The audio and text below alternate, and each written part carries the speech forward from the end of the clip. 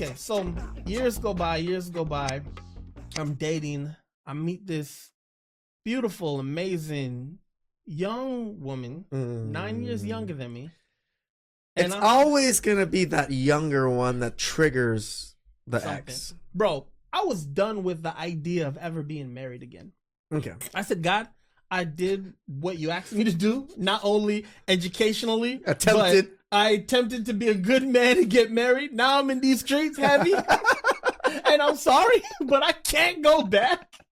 And I felt like God was like, you know what, man, I get it. He was like, you doubting me? Right. No, right. I'm gonna show you. Right. Because I'm serious, man. I was like, nah, God, I couldn't. Like the idea of, like, if I saw a proposal on Instagram, I would literally get queasy. You're like, ooh. Yes, man. I'm like, you sucker. And I would, this is so weird, bro. I'd be like, God, please don't let her ruin that guy. And then that's like not fair, because there are good bad women. Men, yeah. There are bad men in the world. But that's, man, court will do that to you. Divorce will do that to you. A woman trying to take your money, and a woman, most importantly, trying to take your kid from you. Bro, that will do something. It turns to you, men evil. Turns a lot of men evil. Man. Yeah. So, okay, like you lied on my family. You lied on me. You're trying to take my kid from me. You're trying to get custody. You're trying, just not because you truly care about our daughter, because you want more money from me. Oh, but you didn't need my money or want my money before, and all of a sudden you want it. That's the thing that I always see this, and it's just like, no, it's not that. It's because you're doing well and you're doing better than her. She has to knock you down pegs to be better. And bro, she's writing letters to the court talking about, he lives in a 1-bedroom apartment.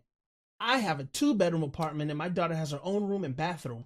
I am the better parent, and therefore I should have more custody and more time with our daughter. And judge after judge is like, man, she's like, no, it doesn't work like that. And she's writing letters like, you know, my daughter sleeps in a children's bed in my ex-husband's room in his 1-bedroom apartment. First of all, I loved my 1-bedroom apartment. Bro, I had this beautiful view over like the terrace. Bro, I woke up every morning, made coffee, had this big old 70-inch screen TV in my living room, bro. I'm watching Tubi.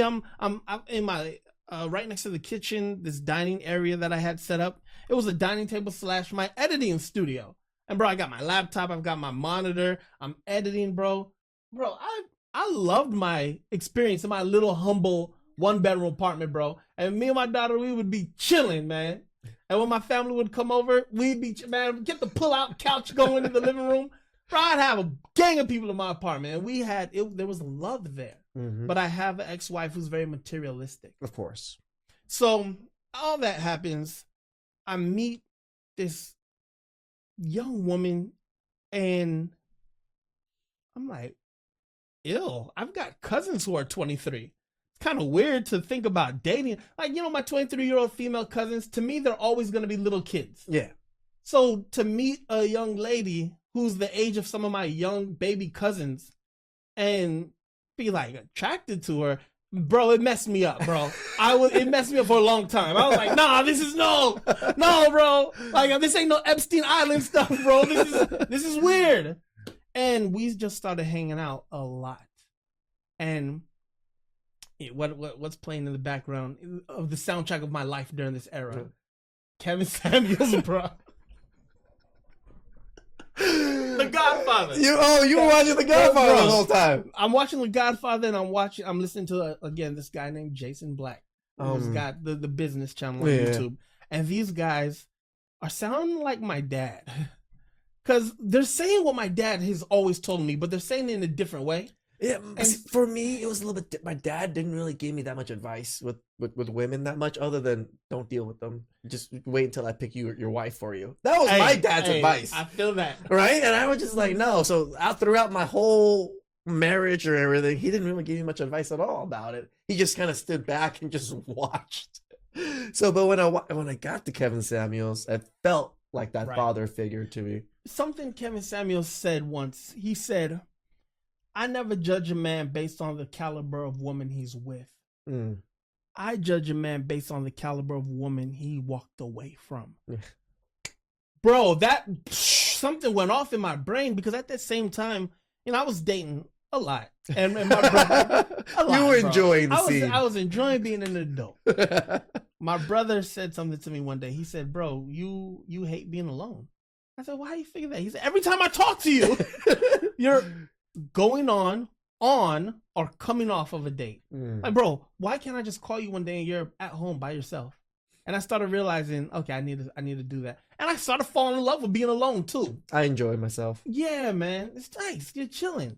So on the days I had my daughter, it was just her and I. It was awesome. And then some days it was just me. And I'm like, okay, being a divorcee isn't that bad. I got time back, which is nice. So fast forward, meet this young woman. She's incredible, has a lot of drive and ambition. I was with somebody who had drive and ambition. Some red flags, Right, like memory banks are coming back. So I get into test mode. Oh, I was testing. Hey, I'm on Central and 7th. My car broke down. My car's fine. Can you come pick me up? You're like, oh my God, I'll be right there. I'll be right there. And you're like, what? Right. Let me flip the hood up real quick. Throw some steam on the radiator to make it look bad. And I'm like, dang, okay. So we're hanging out for months. Because I had this code. Nobody meets my daughter. Correct. Which, So, as it should be. Right. We're hanging out for months and something just clicked. I was like, I think I wanted to meet my daughter. Hell no. So I'm pushing this thing off, and one day I'm in the car with her, the woman I'm married now, and I said, call your mom. She said, excuse me? I said, call your mother. She calls her mom on speakerphone, and I said, ma'am. She says, yes, Kevin. Would your daughter be a good girlfriend? And she was like, I've never been asked that before. I said, yeah, I'm dead serious. And the mom, this was another test. Her mom started telling me all the negative characteristics about her daughter. She said, listen, if you want to deal with talkative, if you want to deal with sometimes stubborn, if you want to deal with sometimes bullheaded, know it all, then absolutely. I need you to understand this about my daughter. And Brianna, my wife, she's looking at me like, and I said, yeah, I ain't gonna be no surprises ever again in my life moving forward. Oh yeah. I'm asking real questions. Called her dad. Yo, Mr. May, man, how you doing, bro? Just, you think your daughter's a good person? Because I've seen fathers tell me their daughter's a good person, and it'd be a bull-faced lie. So you tell me what you think about your daughter. And this man is telling me honest reactions about his daughter. And I said, wait, she comes from an honest family. I don't know anything about that. My family is a very honest family. They love you enough to tell you the truth about yourself. Correct.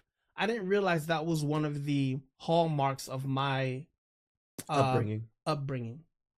And I literally was with a woman who had an opposite upbringing. Correct. If you love somebody, you don't tell them about their shortcomings. Yeah. That was stupid on my part. Well, I mean, that's the young generation nowadays, right? If you love somebody or you care about it, you don't tell them anything that makes them discomfort or feel bad or any way, shape, or form. That's a major problem. So Brianna, she told me about herself. She told me about her life history. And I'm gonna be honest with you guys, some of it I was like, what? But I remember talking to my mom, and I remember my mom saying, she said, if somebody respects you enough to be completely transparent with you about who they are, that is not an open sign of contempt. That is an open sign of respect. Mm-hmm. And I said, damn, I didn't think about it like that. So she met my daughter. My daughter loved her. Thought they were the same age for a little while also because of how young she was. Brianna was like 24 at the time. My daughter was like 3. Uh-huh. And so she was like, oh yeah, we're sisters. I was like, no, you're not. No, you're not. But word got back to my ex-wife. Of course. I'm dealing with a younger, more beautiful, more driven. And just the package that she is not. And I know the same could be true for maybe some men who meet an older woman. But when that ex-wife or that ex-girlfriend that you have a child with finds out you are dealing with somebody who is bringing something to your life and not taking anything from your life, all of a sudden they get in compete mode. Mm-hmm. So she went ahead and, like a little less than a year later, after I met Brianna, she remarried some dude. Just some random dude? Yeah, to me, he's just some random guy. Okay. He shows up at my house one day, my apartment.